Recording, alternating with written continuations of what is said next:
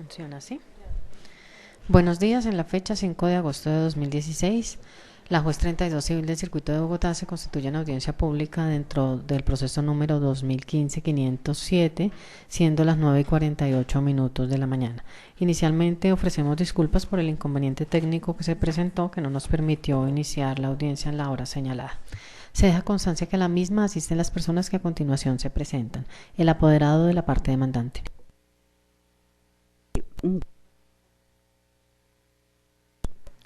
Presento mi cordial saludo. Soy Amparo Vaquero, abogada de la señora Yolanda Pinzón, heredera del demandante. Soy abogada, tengo la tarjeta profesional 12-544, la cédula de ciudadanía 41-524-244, mi lugar de mi domicilio profesional, calle 18, número 647, oficina 502. Buenos días, doctora, buenos días, audiencia. Mi nombre es Fernando Omar Sánchez Velandia. Me identifico con la cédula de ciudadanía 79-142-951 de Bogotá, abogado con tarjeta profesional 159-418 del Consejo Superior de la Judicatura. Mi domicilio profesional es en la carrera 13-1324, oficina 725, y soy apoderado de los demás sucesores procesales que están compareciendo al proceso. El apoderado de la parte demandada. Buenos días, su señoría, a todos los intervinientes, a los abogados de la contraparte. Mi nombre es José Arturo Gil Beltrán, apoderado de la parte demandada, con cédula de ciudadanía 79-432-925, tarjeta profesional 217-853 del Consejo Superior de la Judicatura, para efectos de notificación en mi lugar de residencia, en la carrera 78K, número 3923 Sur, bloque 5, apartamento 201, celular 311-272-8194, correo electrónico juridicagb@gmail.com. Muchas gracias. El perito. Buenos días a todos y a todas. Mi nombre es Jorge Arsenio Prado Brango, con cédula de ciudadanía 71-938-913 de apartado Antioquia. Mi domicilio es la calle 6-9, Candelaria Centro. Esto. Bueno.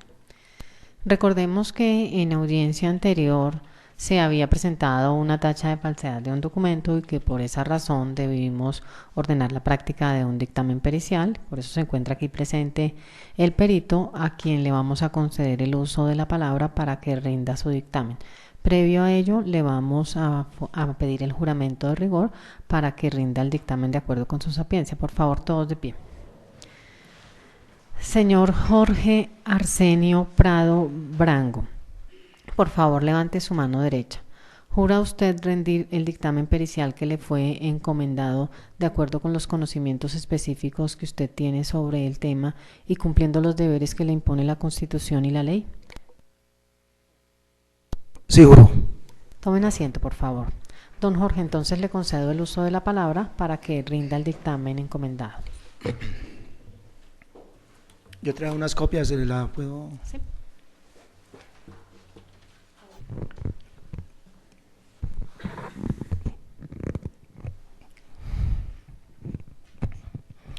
Bueno, fui nombrado por el juzgado 32 como grafólogo forense para realizar la prueba experticia, una firma dubitada y varias firmas indubitadas. En mi poder reposan 20 folios originales de puño y letra del señor Álvaro Pinzón, que en paz descanse, y un recibo por 45.400.000 pesos, firmado por el señor Álvaro Pinzón Muñoz. La prueba consta de 53 folios, fueron específicamente calculadas las letras las vocales, las consonantes de todos estos documentos y ustedes en el dictamen van a poder mirar los documentos que fueron objeto de la experticia. Están cada uno ahí referenciados y a partir de ahí se fueron eliminando las características que no eran necesarias para la prueba y se tomaron las de mayor rango, las que tienen mayor riqueza de rango para hacer el cotejo y así definir y determinar si la firma es uniprocedente o no es uniprocedente. Entonces, en ese orden de idea, la característica de la prueba y el medio de la experticia tiene una conducencia, pertinencia y utilidad. Importancia de la prueba: el siguiente dictamen se expide con base en la verificación de la veracidad de los documentos existentes en el expediente que reposa en el juzgado. Estos documentos me fueron entregados con un acta y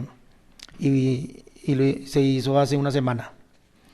Materiales e instrumentos utilizados: se utilizó distintos tipos de lupa, microscopio, fuente de iluminación, modo de luz negatoscópica, cámara digital, reglilla, escáner, computador, software y reglas transparentes y transportadores de ángulo.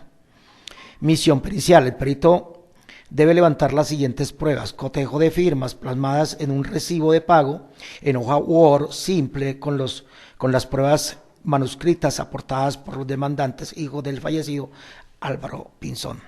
Método de investigación: para la realización del presente estudio se ha empleado el método de investigación científica adecuado al estudio grafotécnico, comprendiendo el análisis de la descripción.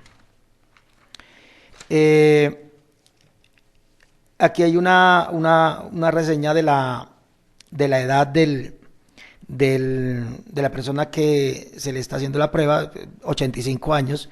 Eso tiene mucho que ver cuando el grafólogo va a hacer un estudio de esta clase, donde solamente el cuerpo escritural es una firma, no hay más caracteres, no hay más consonantes, no hay más vocales, no hay más puntos. Entonces, como la firma es el eje central, influye mucho la edad, porque digamos que la edad, a partir de los 60 años, nosotros las personas empezamos a tener la edad senil, y eso empieza a generar desórdenes hormonales en nuestro cuerpo, en nuestro sistema nervioso, y ya no vamos a firmar lo mismo como firmábamos cuando teníamos 25, 30 años, 40 años.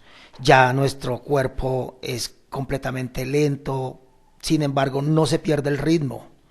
Así tengamos tembladera en el pulso, pues a menos que tenga Parkinson o una enfermedad cardiovascular que tenga conexión con el cerebro y que no pueda mover el pulso. En este caso, lo que se evidencia en las últimas firmas del señor es que sí podía firmar, sí podía mover el pulso y tenía capacidad motriz para hacer los trazos de una firma. Entonces se tiene en cuenta eso para que tengan presente esa parte. Entonces inicialmente hay una firma dubitada, que es la duda, donde firma Álvaro Pinzón y es el recibo que está en cuestión. Continuamente pues hice un paneo con la cédula, porque la cédula tiene algo característico, y es que es una firma muy autóctona que uno hace cuando va a hacer este acto. Es algo muy, muy espiritual de uno cuando hace la cédula. Las otras cartas no, porque puede ser que uno está deprisa, uno tiene estrés, uno tiene muchas contaminaciones del ambiente, mientras que la cédula sí es algo más cercano a uno. Entonces por eso me gustó tener la cédula en el cotejo, la firma de la cédula, más que todo porque lo demás no me interesaba para esta prueba. Y así sucesivamente los documentos aportados están expresados aquí, y ahí pueden ver ustedes la firma, unas que están muy, digamos que muy pastosas, otras que están muy lejanas porque eran papeles estos papeles que tienen como un brillo, entonces la tinta no adhiere como los otros papeles que tienen una consistencia más abierta a que absorba la tinta. Entonces, sin embargo, aquí hay algunos que absorben la tinta fácilmente. Entonces, iniciamos con unos rasgos, iniciamos estudiando la letra A de Álvaro. Esa letra A, pues inicialmente está la firma comparada con la firma dubitada y la indubitada. ¿Qué hice para comparar las dos firmas? Cogí las firmas más recientes. Para que fuera más efectiva el cotejo. Y se inicia con la letra A. Ustedes pueden ver que está individual la letra A. Entonces, esta letra A, la letra A de la firma dubitada, arranca con el listón izquierdo y da la curva con un ritmo ascendente al listón derecho, pero no en ningún momento, si ustedes ven la A, en ningún momento hay un pare, hay una pausa, sino que es un ritmo ligero y cae con gancho hacia abajo. Esa es la firma, la letra A. En la letra A de la firma indubitada, arranca de abajo hacia arriba, pero descansa en el copete de la A. Y al descansar, gira con un gancho hacia la derecha, e inmediatamente arranca con otro listón encima, debajo de ese gancho. Entonces, como ustedes pueden ver, ahí hay la primera característica, está señalada. Todas las A tienen esa característica, que el gancho que va hacia abajo no lo pega al listón derecho. El gancho queda con un espacio. Ustedes pueden ver la A, casi todos los documentos, los 20 documentos, porque hay una riqueza en escritura. La mayoría de los documentos muestra la A con ese gancho hacia abajo, pero con un espacio considerable, mientras que la otra A no muestra ese espacio. Luego se toma la letra P. La letra P también tiene un rasgo muy importante, un rasgo que caracteriza, se puede palpar normalmente, y es que arranca con un gancho de la derecha, estamos hablando de la firma dubitada, de la derecha hacia arriba, y allá arriba descansa con un gancho hacia la izquierda. O sea, un gancho de la derecha hacia arriba y para con un gancho hacia la izquierda. Mientras que la letra P de la firma indubitada es constantemente recta,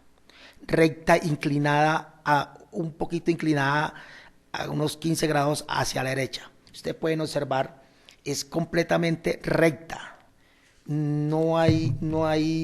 Hay una que tiene un gancho que la coloqué ahí porque a mí me gusta tener esas comparaciones. Una que tiene un gancho, pero el gancho es muy leve. Es un gancho leve, que es la P de la tercera hoja. Y ustedes ven que es la primera, es un gancho leve, pero no, digamos que pues ahí se da esa comparación. Y seguimos con la letra P, y pues el listón es completamente recto. Luego tomamos la palabra Álvaro. En la palabra Álvaro, en la firma dubitada, está la letra A, que ya la reseñamos. Continuamente sigue la letra L, que va pegada a la letra A y la letra B y la R y la O. Usted ven la letra Álvaro, está completamente, la consonante R con la O están unidas y la O termina en un bucle hacia la derecha, dejando un pequeño espacio.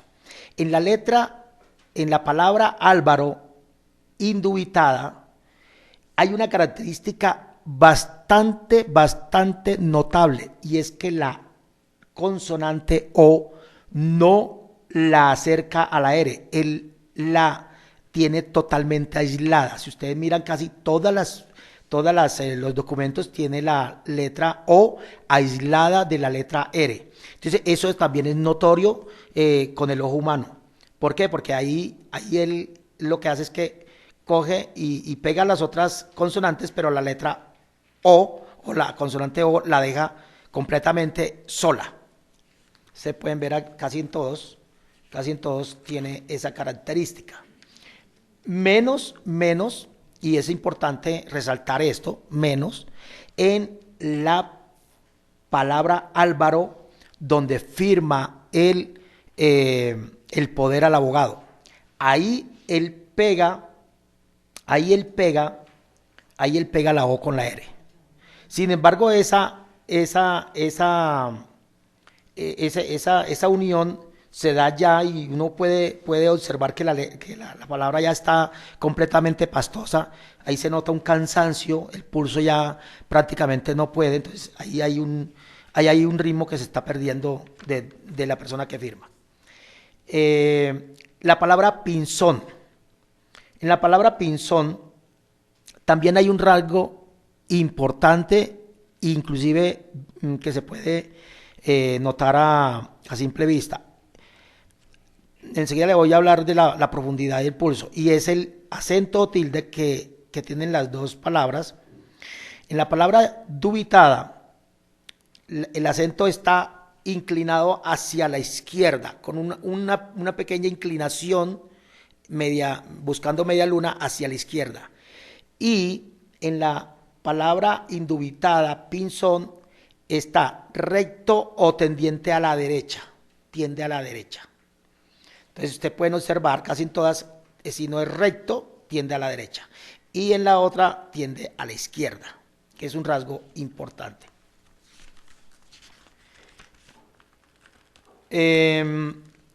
Y así sucesivamente pueden mirar ustedes el acento. Entonces,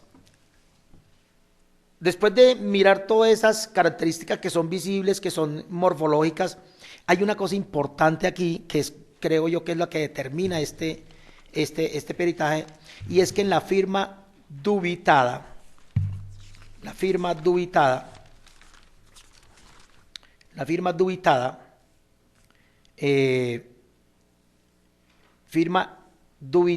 que es el del recibo, se nota que las letras o los rasgos o los trazos son totalmente leves. El pulso no logra profundizar el papel, el ritmo es rápido.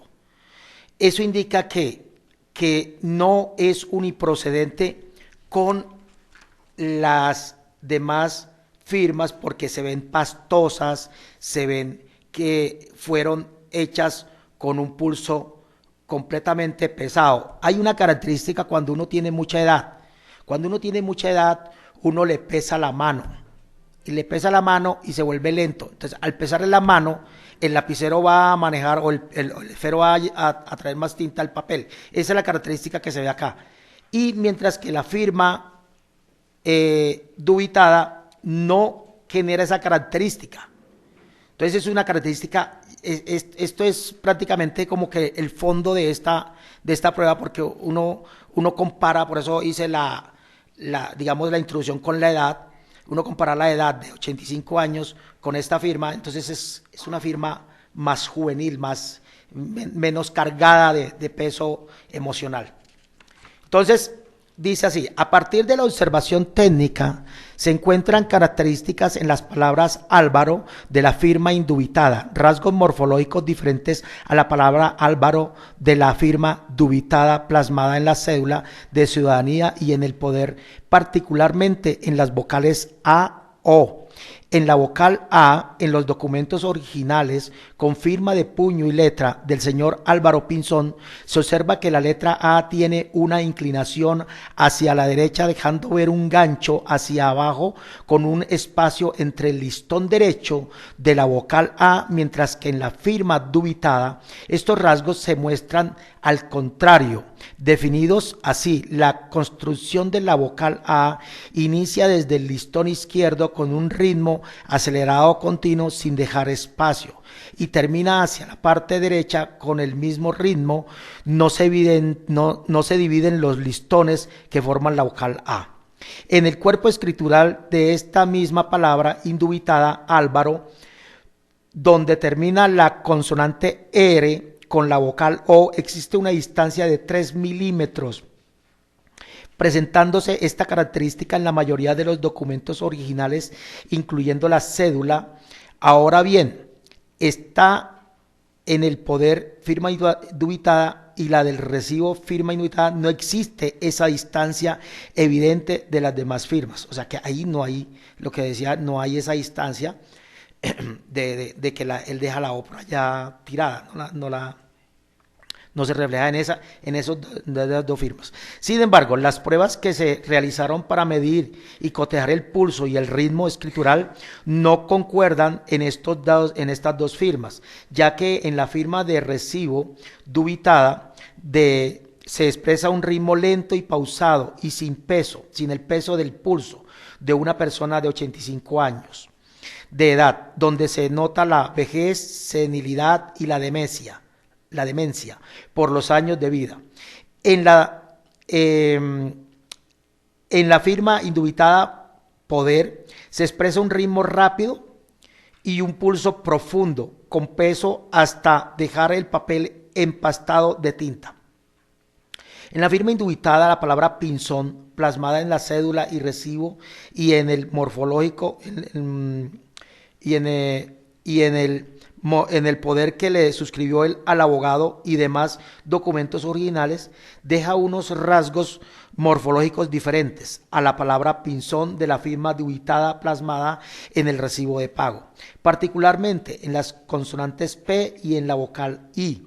Esto en los documentos originales con firma de puño y letra del señor Álvaro Pinzón.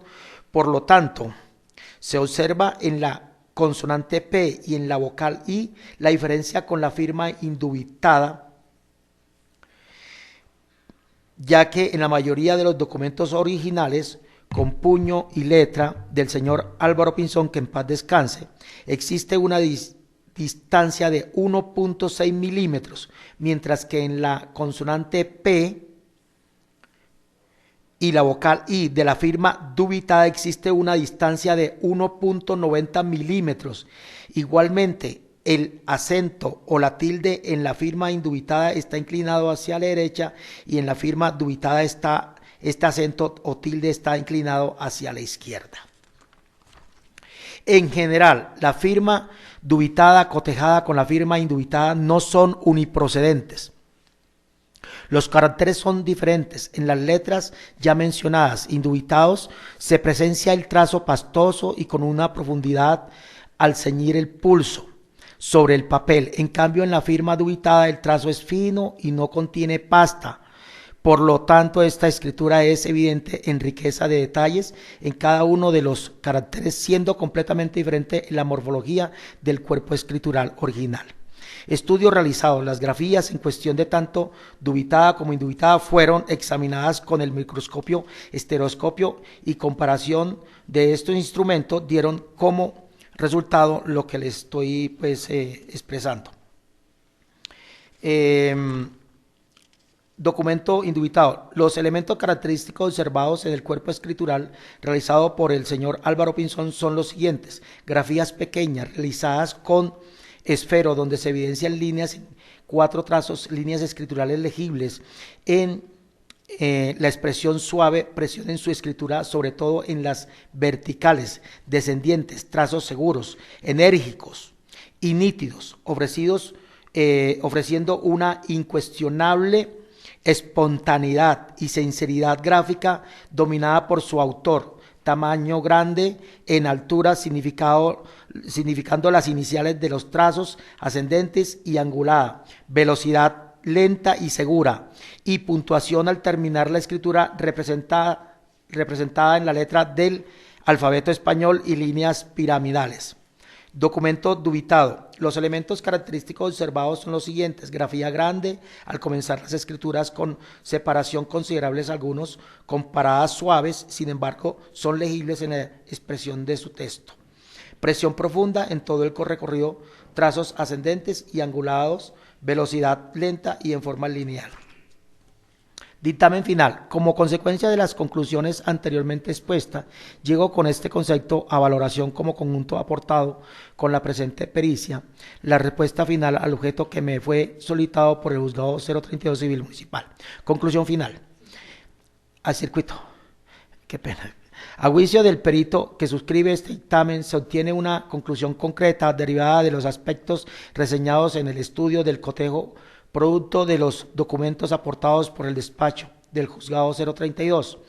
Las diferencias cualitativas y morfológicas de las escrituras expuestas a su reconocimiento tecnocientífico, y después de reconocer, cotejar y analizar cada detalle de las características grafológicas, se evidencia una diferencia clara y concisa, dando como resultado que la firma dubitada plasmada en el recibo por 45.400.000 pesos no corresponde a la escritura manuscrita por el demandado Álvaro Pinzón, que en paz descanse, ya que no son uniprocedentes en su forma. Objeto de la pericia es guardar fidelidad a las fuentes del conocimiento tecnocientífico para establecer la verdad objetiva. Jorge Arsenio Prado, grafólogo forense. Y está el CD, y está el peritaje escrito. Buenos días. Don Jorge, le quiero hacer unas preguntas específicas frente al dictamen, pero quiero que inicialmente nos diga usted qué estudios ha adelantado para realizar este tipo de experticias. Yo estudié en el Colegio Andino de Peritos, que está compuesto por ex funcionarios del DAS, del CTI, y pues ahí nos capacitamos. Soy especialista en auditoría forense de la Universidad Externado de Colombia, y llevo en esta profesión 5 años realizando peritajes tanto en los estrados como a nivel privado. Por favor, ¿nos puede decir en promedio usted cuántas experticias ha hecho similares a esta? Unas 35. Quiero que por favor nos precise entonces, de acuerdo con lo que usted nos acaba de mencionar, nos señalaba que con la edad la firma cambia, o los rasgos morfológicos de la firma cambiaban. Sí, doctora. Entonces le quiero preguntar si es posible que la firma que se plasmó en ese documento que se le puso a usted de presente, que tiene en su poder, específicamente el que se refiere al recibo de pago, que es del año 2014, haya cambiado por la edad del demandante inicial, o por el afán, o por cualquier otra razón, que usted nos señalaba que algunos documentos se hacían de afán. Si es posible que por esa razón haya cambiado. Y se lo pregunto específicamente porque ese documento es del año 2014. Perdóname, lo ubico que se me perdió. Aquí está.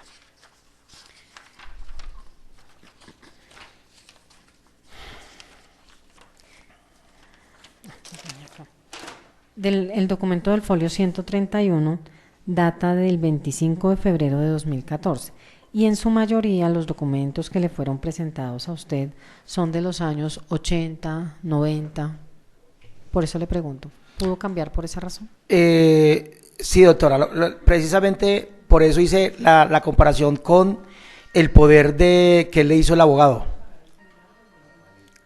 Si usted mira el peritaje,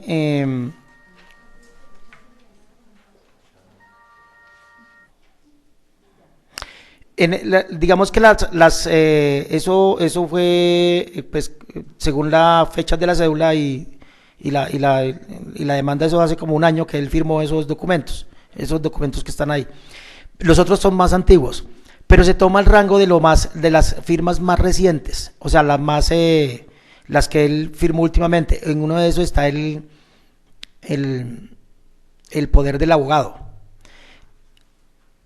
Sí cambia la edad, pero precisamente esa es la diferencia que hay.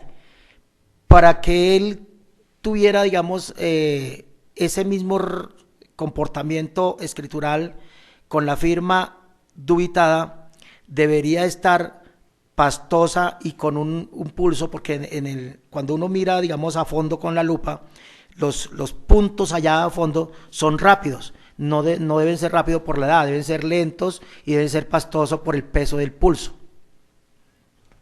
Y si usted mira la firma del poder, sí tiene esa característica, y cuando uno la mira en microscopio, sí muestra esa profundidad del papel. Entonces ahí es donde radica esa diferencia morfológica más que evidente, es de fondo. ¿Los apoderados desean interrogar para efectos de la fase de contradicción al dictamen pericial? No, doctora, estamos conformes, consideramos que sí es un experticio que se ha hecho a conciencia y corresponde a la verdad.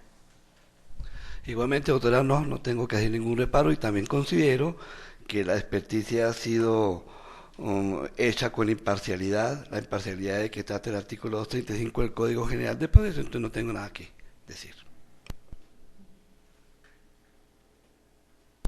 Gracias, señoría. Sí, sin lugar a dudas, el experticio concluyente no es a satisfacción de esta parte, entendiéndose que si bien hay algunos y varios documentos... Doctor, discúlpeme, esta es la fase de contradicción del dictamen y es la oportunidad que tiene para interrogar al perito, se hace de esa manera. Correcto, doctora. Pues, señor Jorge,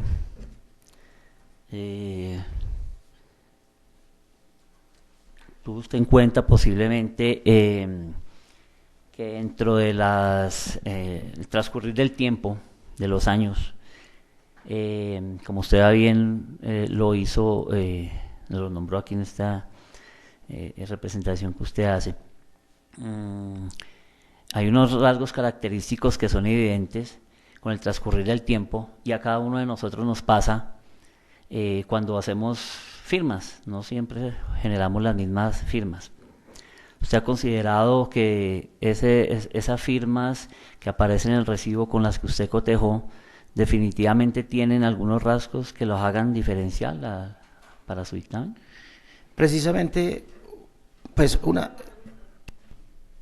una de las, digamos que yo como tengo 12 disciplinas de peritaje, y una de las pericias más técnicas es la grafología, porque la grafología permite precisamente diferenciar esos rasgos morfológicos, inclusive así sean idénticas las firmas al ojo humano, así sean idénticas, pero cuando ya se profundiza en los puntos últimos que uno deja, porque uno va escribiendo y va dejando uno ve una raya, pero esos son unos puntos que uno hace. Ahí es donde se desvirtúa, así la firma esté completamente igual. Sin embargo, esta firma, como dije anteriormente, tiene unos rasgos morfológicos visibles. Y cuando ya se va a la parte interna del cuerpo escritural, se ven las diferencias de pastura. O sea, esa pastura no es igual, esos puntos no son igual. La firma dubitada es una firma con una agilidad que se ve en la profundidad, mientras que la otra tiene unos puntos gruesos, pastosos, es lenta, y eso se ve visualmente, y cuando ya uno la mira con el microscopio, allá se ve una línea muy, muy gruesa. Entonces, yo desde mi experiencia y de lo que hice el cotejo, estoy completamente seguro que no es uniprocedente. ¿Por qué? Porque pues hay varias características, hay muchas características que que dan que le permite a uno dar ese concepto como grafólogo, ¿cierto? La verdad no es, es completa, por eso uno debe de mirar la mayor cantidad de riqueza morfológica que tengan las palabras. Y si nos ponemos a detenernos a cada punto, ahí hay una diferencia, hay una diferencia, hay una diferencia, y eso va enriqueciendo un concepto que nosotros vamos a determinar, ese concepto que como grafólogos siempre determinamos. ¿Por qué? Porque nos basamos en algo técnico. No puede ser un supuesto de que yo veo esto y me parece.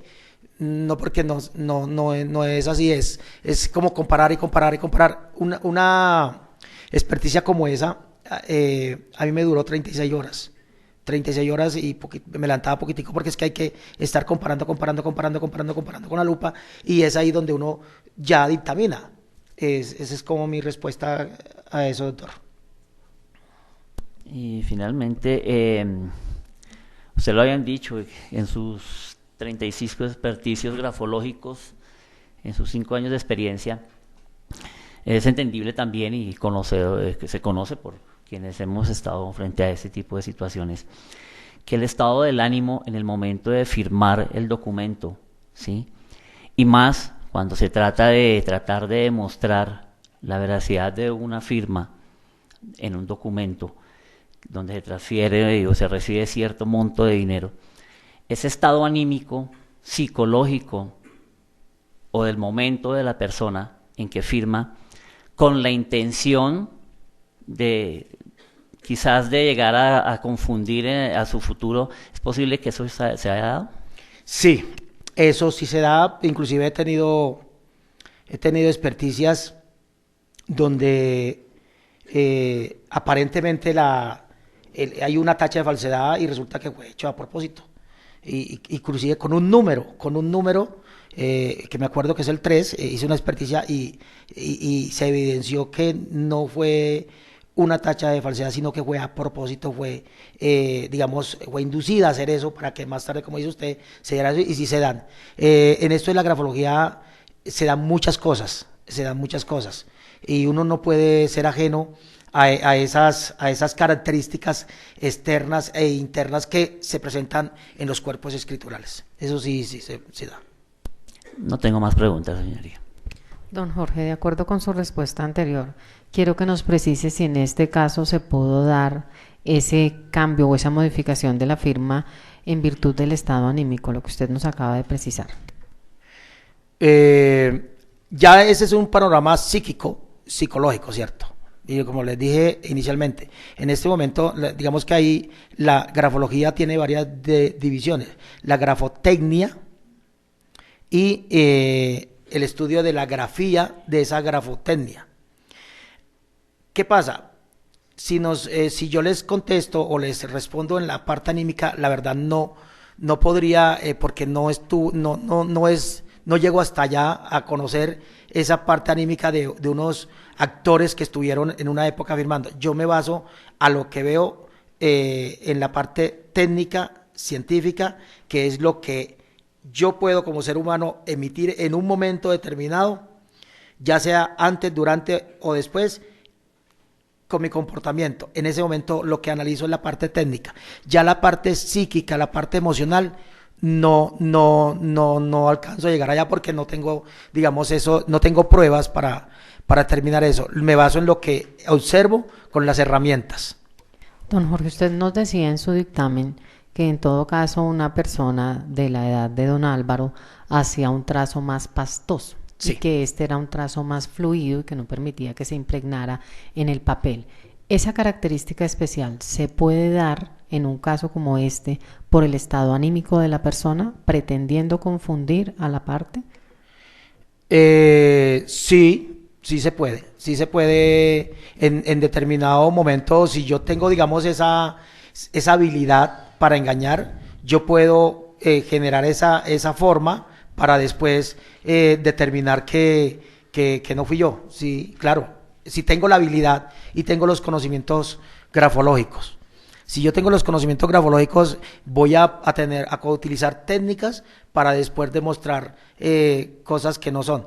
Que tampoco pues, no llegaría hasta allá. Lo que veo en esos trazos es que hay uno que es pastoso y que se relaciona con la edad y que a través de los autores de libros y que está comprobado de que a partir de los 60 tanto la mujer como el hombre cambian completamente sus rasgos escriturales, inclusive no los cambian, no cambian la firma como tal, sino que cambian es el comportamiento del rasgo. O sea, si ese rasgo es fino, ya no va a ser fino porque hay una cantidad de desórdenes en la parte de los nervios, psíquica y todo eso. Pero eso ya se evidencia ahí.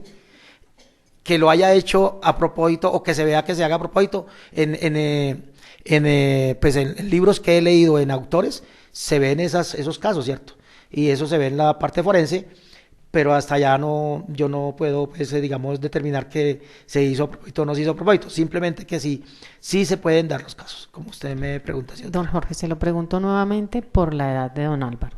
En todo caso, era posible que él hiciera esa firma con fluidez teniendo la edad que tenía.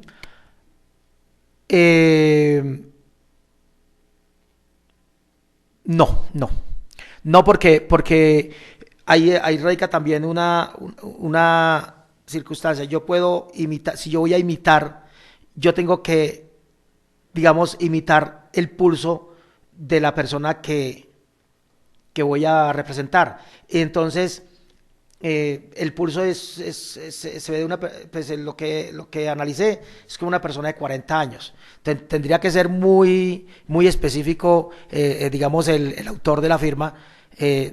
Yo por la edad no creo, porque la edad de 85 años ya el pulso pesa, y aunque lo quiera dominar, no soy capaz porque me pesa mucho. O sea, psicológicamente la psiquis no me va a dar. Recuerden que la grafología tiene una base fundamental, y es que los impulsos de las manos, lo que yo muevo es porque el cerebro me da impulsos. Por eso cada persona es auténtica en su firma. Cada persona tiene su firma. Yo puedo tratar de imitar, pero yo tengo unos rasgos característicos que son siempre repetitivos. Lo que usted plantea, pues, y lo que plantea el doctor, se da cuando la persona tiene habilidad grafológica. Pero en este caso no creo que por la edad él haya logrado, pues, ser rápido. Y tendría que tener todos esos rasgos, además, porque si ustedes miran la experticia, hay unos rasgos que son evidentes. Tendría que él haber hecho un estudio muy bien garantizado para decir, es que voy a hacer esto, es para dejar la O abierta, para dejarla ven, para que el ritmo no diera, pues eran como casi unos 15 caracteres, y eso no es hacerlo, pues, así. Gracias. Dejamos constancia que se hizo presente la curadora, a quien se le solicita que se presente. Gracias, doctora. Mi nombre es María del Pilar López Cárdenas, cédula de ciudadanía 3721047, tarjeta profesional 95835, Consejo Superior de la Judicatura, carrera 18, número 5134, oficina 502 para eventos de notificación. Muchas gracias. Doctora, ¿desea interrogar al perito? No, doctora. Muchas gracias. Don Jorge, ¿usted quiere agregar, aclarar o corregir algo más en su experticia?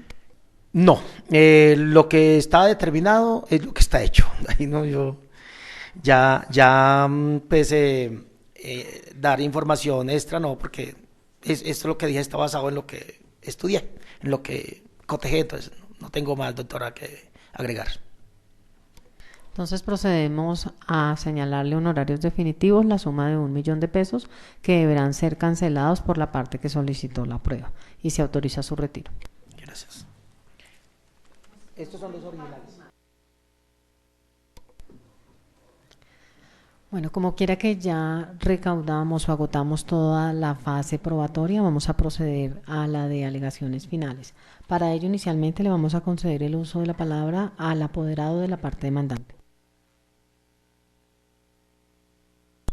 Gracias, doctora, muy amable. Evacuadas todas las pruebas que se han podido recaudar en este proceso, doctora, considero que está probado que el fallecido Álvaro Pinzón Muñoz era dueño y propietario del 50% del inmueble objeto de usucapión, como quiera que siempre vivió ahí en calidad de poseedor y también de dueño hasta el día que falleció. Lo anterior está también basado en la confesión que los mismos demandados hicieron en el interrogatorio de parte que rindieron en este proceso.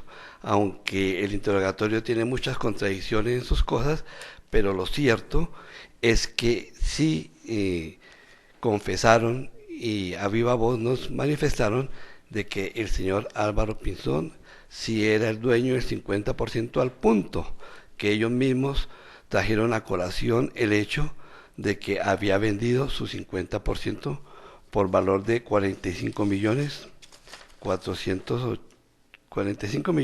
más o menos. También esta circunstancia fue coherente con los testimonios que se recibieron, donde ellos nos indican y afirmaron de que sí conocieron a don Álvaro viviendo en el predio. Luego llegamos a la conclusión de que también, junto con la señora Blanca Barbosa, era poseedor de ese bien inmueble, el que es hoy objeto de este proceso. Considero, doctora, que aquí no hay ninguna relevancia en este proceso el hecho de establecer si se hicieron o no mejoras y quién las hizo, porque ni la parte demandante ni la parte demandada lo alegó en su oportunidad. Entonces considero que ese aspecto pues no tiene ninguna relevancia para la parte. Lo cierto fue que se probó que el fallecido Álvaro Pinzón convivió bajo el mismo techo con la señora Blanca Barbosa hasta el día de su fallecimiento, y eso es lo que denota de que sí era poseedor en compañía con doña Blanca Barbosa del inmueble.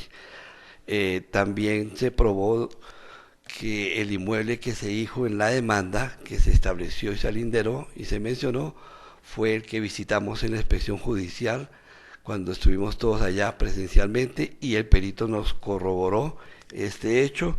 Luego sí se comprobó que el inmueble exactamente es el mismo.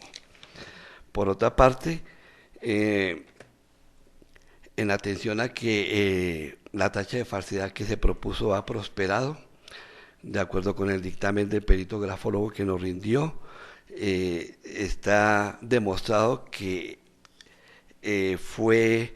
no fue cierta la venta que nos hicieron o nos manifestaron en este proceso, de que el señor había vendido su 50% para luego generarse la venta que se hicieron entre el hijo, también demandado José Daniel, y la señora Blanca Barbosa. En consecuencia, y respecto de este punto, solicito que por favor se tomen las decisiones que corresponden, y si es del caso, considero que sí, se compulse en copia a la Fiscalía General de la Nación para que se investigue este hecho, porque tiene mucha relevancia ante la ley.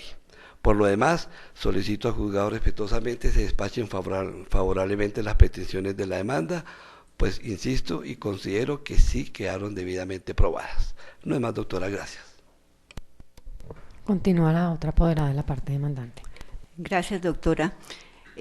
Tal como lo dice mi colega, insisto, se declaren probadas las peticiones de la parte actora hoy fallecida y representada por sus sucesores, en consideración a que se encuentra totalmente probada la posesión que él ejerció quieta, pacífica, sobre la mitad del predio en mención. Realmente en este proceso vemos cómo el señor vivió hasta el último momento en el inmueble, circunstancia que demuestra su señorío, y también con el experticio que acabamos de determinar, su firma no corresponde a la del recibo que se pretendió presentar para demostrar una venta, queda completamente desvirtuada. En consecuencia, y brevemente, dado lo que ya dijo mi colega, cabe que se declaren probadas las pretensiones incoadas en la demanda y se condene en costas a la parte demandada. Sobre todo las pecuniarias y también las penales cabe por haberse presentado un recibo que resulta a la larga falso y que debe ser objeto de investigación y también de sanción pecuniaria en este proceso. Muchas gracias, doctora. Le concedo ahora el uso de la palabra al apoderado de la parte demandada. Gracias, señoría. Bueno, José Arturo Gil, apoderado de la parte demandada de condiciones civiles conocidas por este despacho. Con el debido respeto me permito presentar los alegatos de conclusión de la siguiente manera. Al finalizar sobre el experticio que se hizo, iniciaré diciendo que por tratarse de una demanda de prescripción extraordinaria de dominio, como la es la intención de los demandantes, nótese que a primera mano, para ello no se deben cumplir ciertos requisitos exigidos por la ley. Y en ese caso que nos ocupa, los demandantes están inmersos en grandes equivocaciones, como así lo ha reconocido el abogado, el apoderado de la parte demandante, cuando manifiesta que hay contradicciones entre los mismos, y se hacen evidentes desde el momento de la radicación de la demanda, cuando el abogado inicial se fundamenta para presentarla en los dichos o en los comentarios o manifestaciones, como así lo dice en la demanda, que el señor Álvaro Pinzón Muñoz, que en paz descanse, le manifestó a su abogado para que así presentara la demanda, sin importar que el difunto lo estaba llevando a equivocaciones sobre estos hechos narrados. No cierto, la muerte del señor Álvaro Pinzón, el mismo abogado y quien lo sucede posteriormente en este proceso, se han acogido a unas tesis de los hijos, sobre todo el señor Edgar Mauricio Pinzón Rubio, que como así lo manifestaba el mismo señor fallecido, a la señora Blanca Fani, que por ser el hijo preferido de él, con una de sus sobrinas, quien es la esposa, manifestaba que tenían la intención de continuar con ese proceso para demostrar que el señor fallecido sí tenía derechos sobre el predio a que nos reúne en esta situación. El sucesor procesal también ha instaurado diferentes demandas, arrastrando a sus demás hermanos para que participen de los intereses personalísimos del señor reconocido como Tito y su señora esposa, y por ser ellos que gozaban de la mayor preferencia, y asimismo ha quedado mostrado que todas las versiones que ellos han rendido durante esta situación de versiones ha demostrado que ellos están totalmente equivocados en todo lo que han fundamentado la demanda, y por tal razón nos acogemos sobre los testimonios traídos por los hijos del difunto, como son el señor Carlos Julio Sánchez Segura, que es el vecino y amigo de toda la vida del señor Álvaro Pinzón, cuando su señoría le pregunta en la audiencia anterior que si le constaba al vecino y amigo que si el señor Álvaro Pinzón había realizado una venta, él manifestó que sí, que él sabía y le constaba que se había realizado dicha venta, pero que por supuesto no sabía la situación del dinero. De igual manera, el señor Benjamín Julio Sánchez Segura también acierta en decir que él la pasaba ahí todo el día, lo que da a entender que la persona que madrugaba a trabajar y a traer todo el sustento de la casa era la señora Blanca Fani, y de esa manera era lo que ellos pretendían demostrar, que era el señor el único que aportaba para la casa, y lo que da inicio a esta situación es que el demandante, el señor Álvaro Pinzón, fue quien adquirió el lote inicial, ¿sí?, cuando es totalmente falso, y así lo manifestaron los testimonios que ellos mismos rindieron. Al manifestar que los hijos no sabían, no les costaban, parecía ser, le habían escuchado, que su padre había ido a vivir allí a este lote con la señora Blanca Fani Barbosa, y a sabiendas de que, como quedó demostrado también en el proceso, la señora Blanca Fani fue quien compró el terreno donde se inicialmente empezaron a hacer la edificación de la casa en cuestión.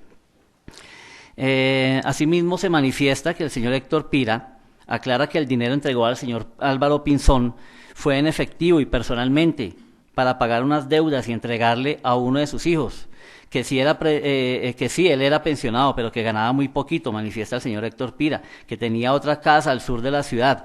Y asimismo ha también quedado demostrado, su señoría, que como los hijos han manifestado que los pagos de recibos, de impuestos, de mejoras, todo ese tipo de cosas, el señor Álvaro Pinzón efectivamente sí lo hacía así, pero de la casa del barrio Las Lomas y no de la casa de Bosa que nos tiene en esta situación.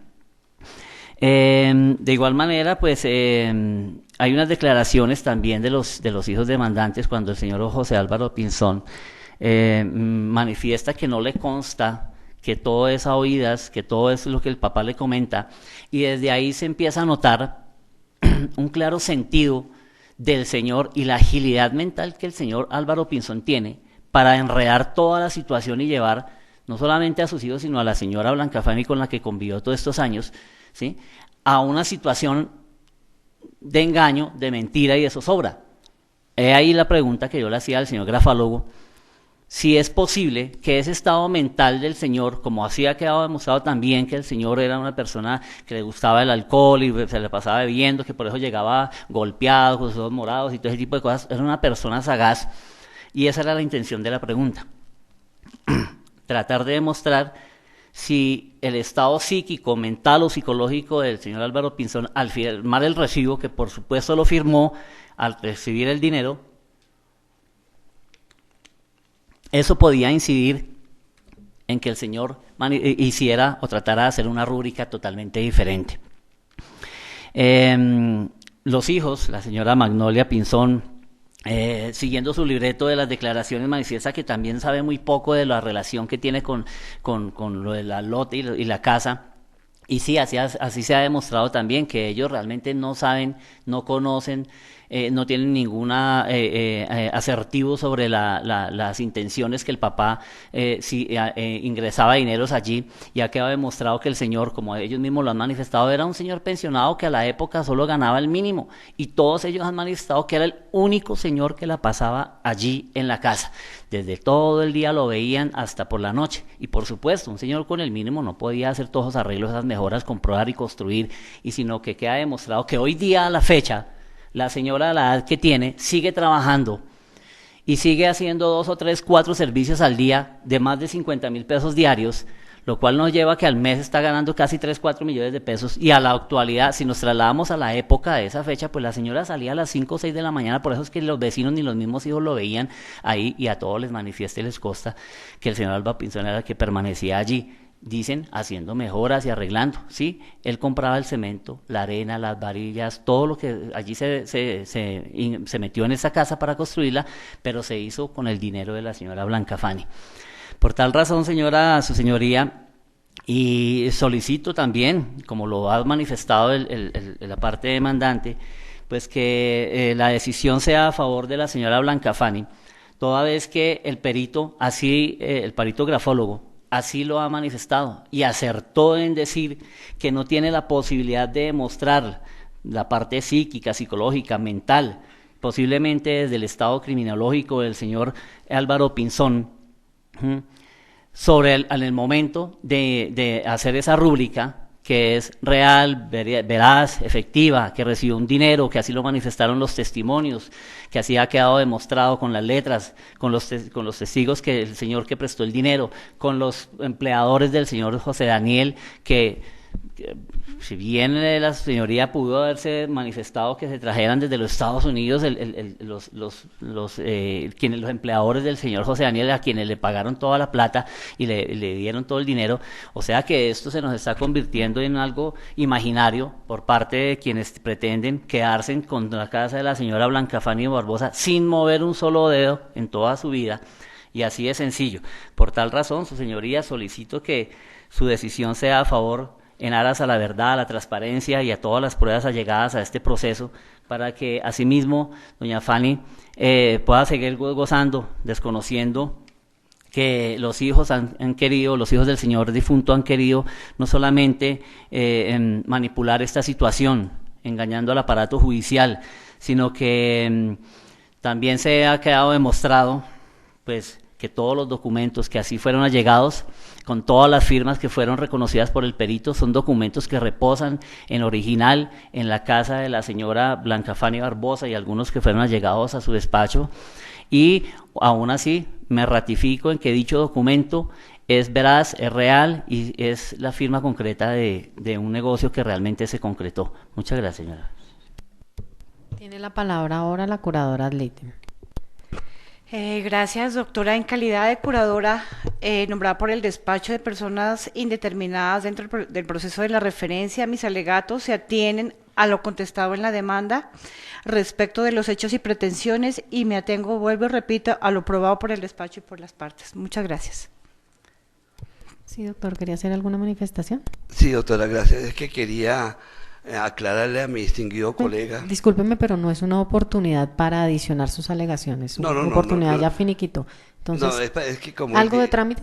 No, es que como él dice que yo manifesté que las contradicciones eran de mi representado, resulta que no. Doctor, Yo ya me no refiero tiene es la a las de los oportunidad demandados. entonces. Ah, bueno. Bueno, entonces como quiera que ya recaudamos las alegaciones finales tanto de la parte demandante como la demandada, vamos a hacer un receso para efectos de emitir el fallo que dirima esta instancia de 1 hora.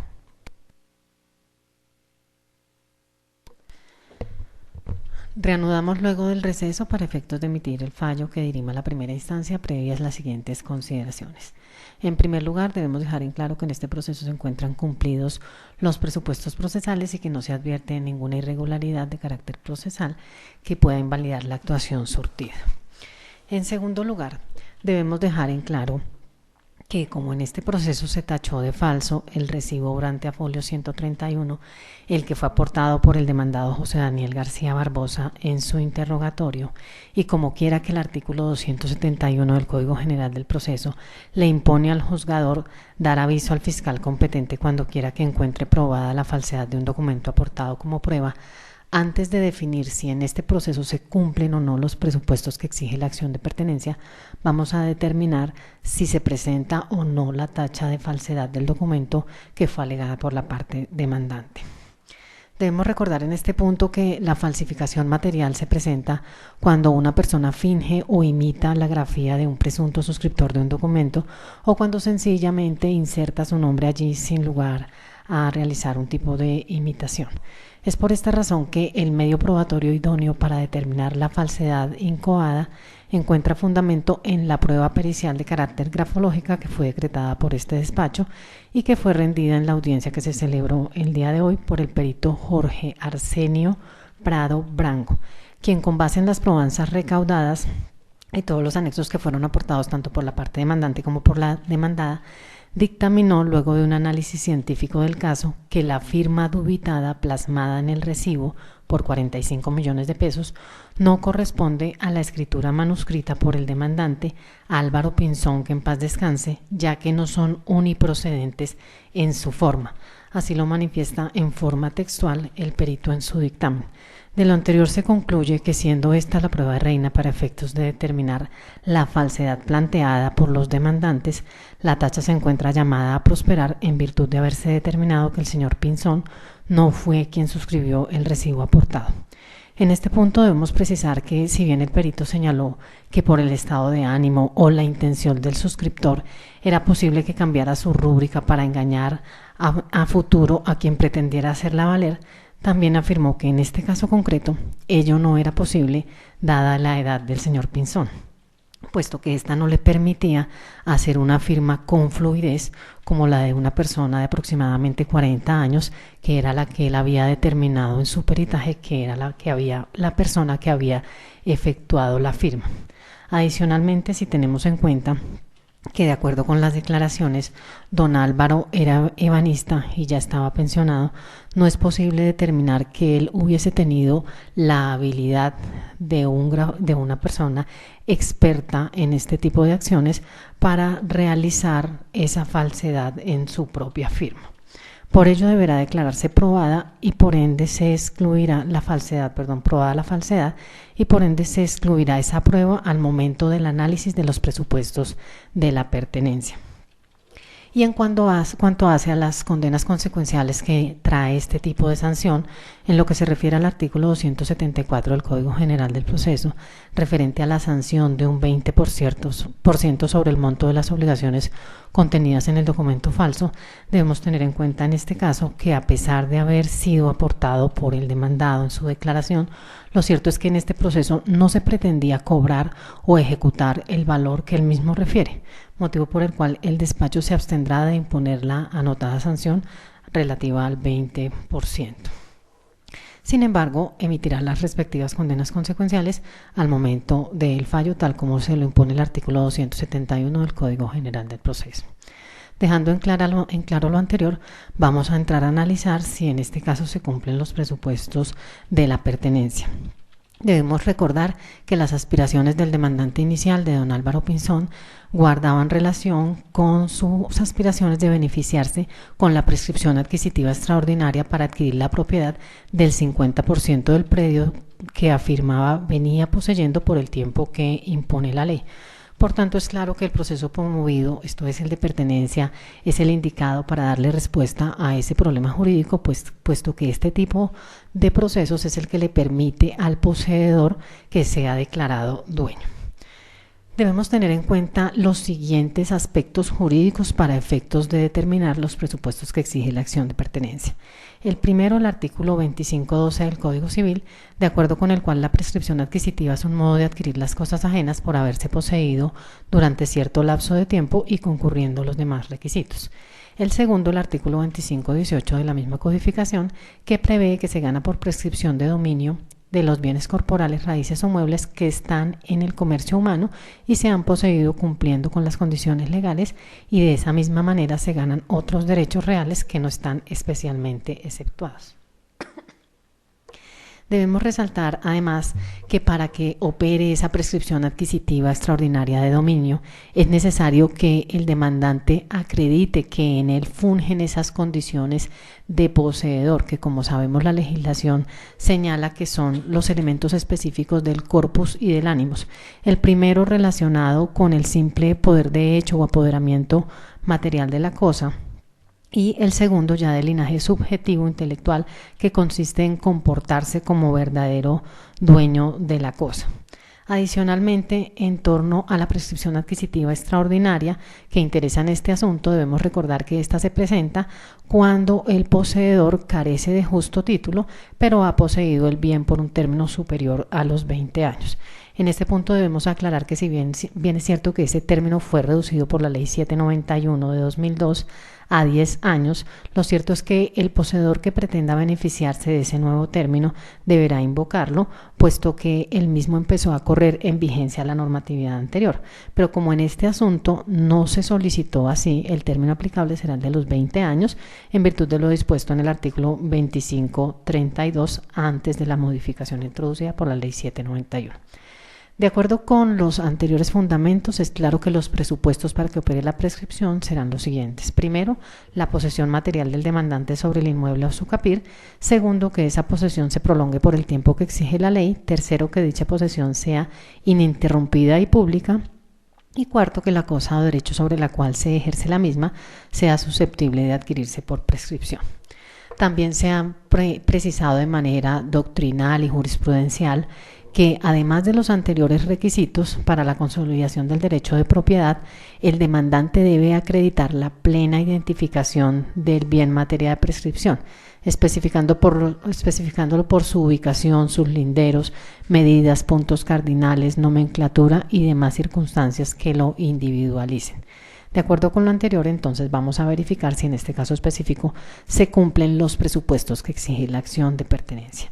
En cuanto hace al primero de ellos, que fue el último de los que referimos, esto es la plena identificación del bien, debemos recordar que en la demanda se indicó que se reclamaba la prescripción adquisitiva del inmueble que se encuentra ubicado en la carrera 107, número 58C64 Sur, identificado con la matrícula inmobiliaria 50S 40017333 de la Oficina de Registros de Instrumentos Públicos de Bogotá, y se precisaron sus linderos.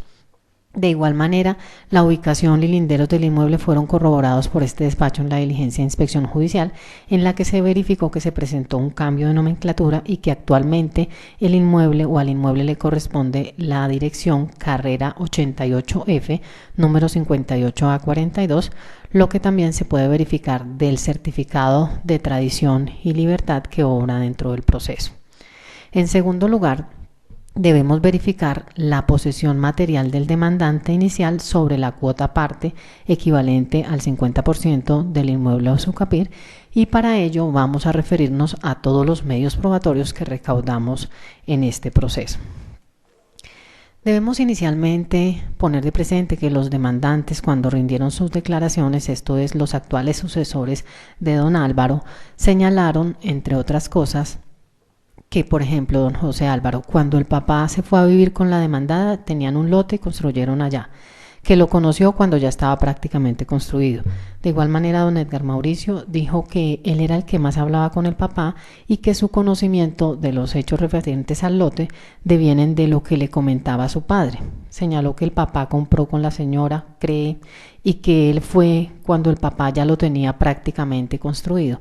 Esto es, sobre el inicio de la posesión, los declarantes o los demandantes no fueron claros al señalar si a ellos directamente les constaba o no la posesión del demandante, sino por los comentarios que él le realizaba. En segundo lugar, en cuanto hace a las declaraciones de los testigos que aquí se recaudaron, don Carlos Julio Sánchez, un vecino que nos dijo que reside en el sector hace 35 o 40 años, dijo que ha visto ahí a don Álvaro, pero no sabe quién compró el lote. Lo distingue desde que llegó ahí, pero no sabe quién fue específicamente la persona que lo compró. Señaló que él era la persona que traía los materiales, quien estaba pendiente de los maestros, pero no sabe quién pagó los materiales. Solo dijo que era quien estaba pendiente de la construcción. El testigo Benjamín Sánchez Segura indicó que no sabe quién compró el lote, dijo que llegaron los dos y empezaron a construir ahí y siempre estaban los dos ahí. Se refería específicamente a don Álvaro y a la señora Blanca Fani, pero no sabe quién hizo la construcción o quién específicamente la pagó, solo dice que don Álvaro era quien estaba pendiente de la construcción y que don Álvaro vivió ahí hasta que falleció. Y el testigo Héctor Eduardo Herrera Pira se refirió a un préstamo que le había hecho al demandado para que específicamente comprara una parte de la vivienda, pero no refirió nada frente a la posesión del demandante. En la diligencia de inspección judicial que practicó este despacho, la demandada, la señora Blanca Fani, señaló el 13 de mayo de 2016 que el demandante inicial, don Álvaro, efectivamente habitaba allí en el inmueble, nos mostró el espacio en el cual lo hacía y que lo hizo hasta el momento de su muerte. Debemos en este punto señalar que en materia de pertenencia, la también denominada por la jurisprudencia prueba reina es la testimonial. Es decir, que para que se acredite que una persona efectivamente ha sido poseedor de una cosa, los testigos deben ser claros y responsivos al señalar que éste la ha ocupado con los dos elementos que refiere la posesión, esto es el animus y el corpus, que ya habíamos señalado. Sin embargo, de las declaraciones de los testigos que se recaudaron en este proceso, tan solo demuestran que el demandante inicial habitó el inmueble en calidad de compañero permanente de la demandada, mas no con el ánimo de señor y dueño, con exclusión de la propietaria, por lo que es claro que la controversia deberá resolverse por la jurisdicción de familia. Debemos dejar en claro que en este asunto no se trata de una posesión entre condómines, toda vez que el demandante inicial era compañero permanente de la demandante, pero no fungía como titular del derecho de dominio y tampoco ejerció actos posesorios, con exclusión de la demandada de la señora Blanca Fani. Lo anteriormente expuesto deja entrever la inobservancia de los requisitos necesarios para la consolidación de la prescripción adquisitiva extraordinaria de dominio, toda vez que no se acreditó que el demandante fuera efectivamente el poseedor de la cosa cuya prescripción se pretendía. Por tanto, las pretensiones de la demanda deberán ser negadas. En mérito de lo expuesto, el Juzgado 32 Civil del Circuito de Bogotá, administrando justicia en nombre de la República y por autoridad de la ley, resuelve: primero, declarar probada la tacha de falsedad de la firma impuesta en el recibo obrante a folio Centro 31. Por la Secretaría del Juzgado deberán compulsarse copias de la tacha de falsedad promovida respecto de dicho recibo, junto con los anexos aportados y el peritaje, con destino a la Unidad Seccional de Fiscalía de Delitos contra la Fe Pública, que por reparto corresponda para lo de su cargo. Igualmente, deberá dejarse la constancia al margen del instrumento, tal como lo impone el artículo 271 del Código General del Proceso. Segundo, negar las pretensiones de la demanda. Tercero, ordenar la cancelación de la inscripción de la demanda, libre oficio a la Oficina de Registro de Instrumentos Públicos respectiva. Cuarto, condenar en costas a la parte demandante. Se fijan como agencias en derecho la suma de 2 millones de pesos. La decisión queda notificada en estrados. ¿Desean hacer alguna manifestación? Doctora, respetuosamente consideramos que cabe recurso de apelación y así lo interponemos a nombre de los demandantes por ser sucesores del demandante inicial.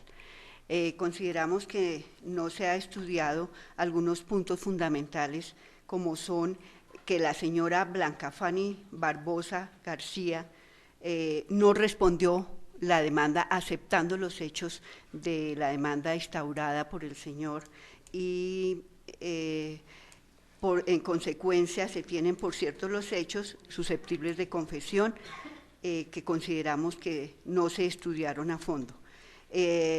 También consideramos que las pruebas testimoniales estudiadas a fondo, si el hecho del señor estar ocupando el inmueble durante el tiempo con la señora Blanca Fanny, al mismo tiempo esto establece que sí tenía algún derecho porque en ningún momento se cobró arrendamiento, en ningún momento se surgió ninguna otra situación que pudiera determinar que él no hacía actos de señor y dueño, sino por el contrario los tenía porque allí vivió y allí murió.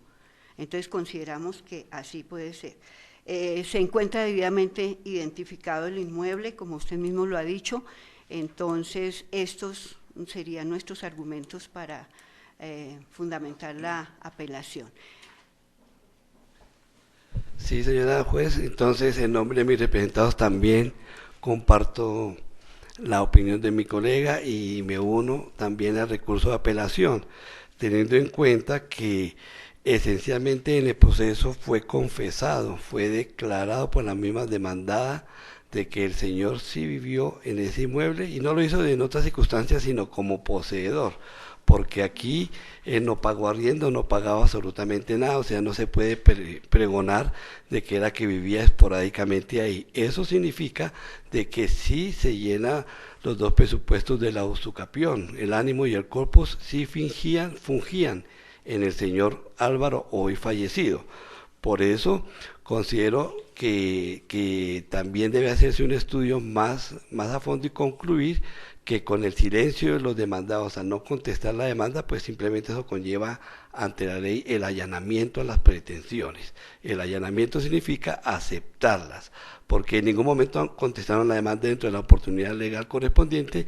Por el contrario, figura en el proceso un escrito de ellos, firmado por ellos, aunque no se tuvo en cuenta, sí manifiestan expresamente que es cierto que el señor sí convivió ahí en ese inmueble hasta su fallecimiento. Entonces, por lo tanto, también comparto el punto de la apelación y solicito respetuosamente sea decretado el recurso. Muchas gracias.